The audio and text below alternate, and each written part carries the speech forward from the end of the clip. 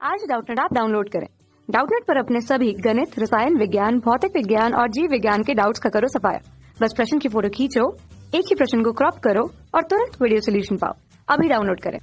जैसा कि प्रश्न में दिया गया है, प्रश्न में कहा है कि निम्न में से कौन सा बंधन समन्वयता नहीं दर्शा सकता है। प्रश्न में 4 विकल्प देकर हमें बताना इनमें से कौन सा बंधन समन्वयता नहीं दर्शा सकता है। तो आइए समझते हैं बंधन समन्वयता के बारे में। तो सबसे पहले लिख लेते हैं बंधन समन्वयता।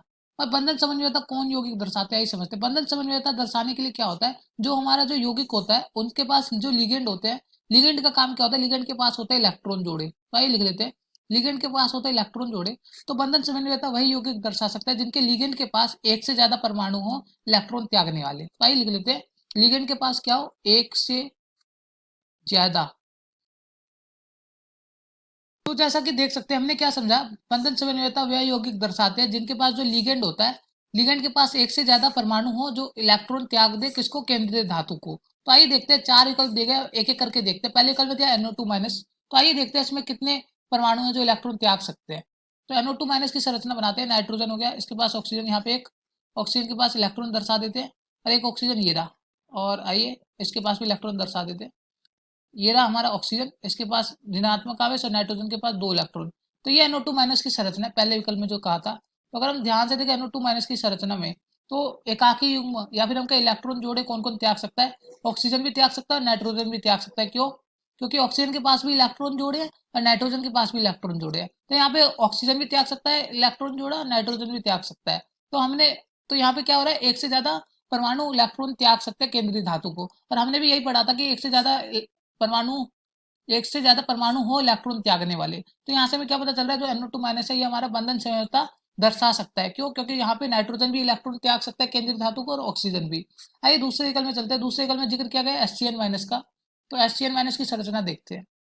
तो HCN माइनस की बात की गई है, तो HCN माइनस की संरचना देखते हैं। S होगा, फिर कार्बन, फिर त्रिआवन नाइट्रोजन। तो अब इसकी संरचना देखते हैं।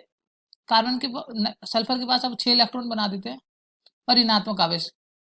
अगर हम ध्यान से देखें इस यौगिक में, तो सल्फर के पास भी इलेक्ट्रॉन के जोड़े लगे हुए हैं और नाइट्रोजन के पास भी इलेक्ट्रॉन के जोड़े हैं। तो नाइट्रोजन भी इलेक्ट्रॉन त्याग सकता है और हमारा सल्फर भी इलेक्ट्रॉन त्याग सकता है। मतलब यहाँ पे भी एक से ज्यादा परमाणु इलेक्ट्रॉन त्यागने वाले। तो इसलिए हमारा HCN माइनस भी क्या कर सकता है, बंधन समन्वयता दर्शा सकता है।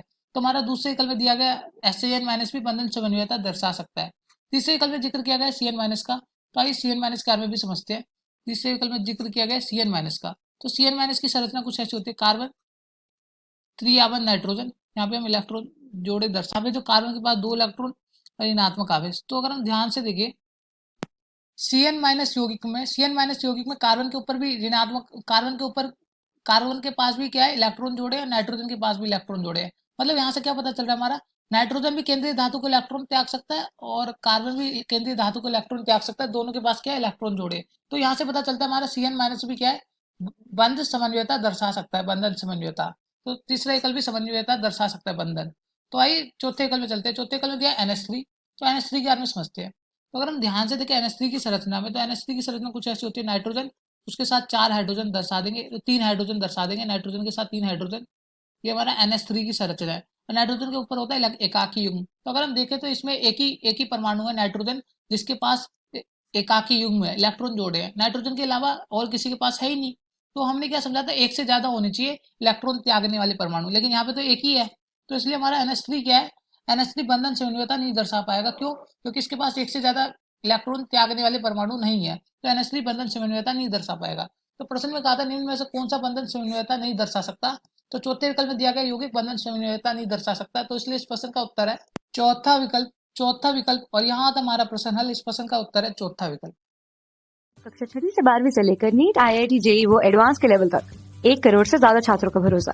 आज ही डाउनलोड करें डाउटनेट ऐप या व्हाट्सएप करें अपने सारे डाउट्स 8400 400 400 पर।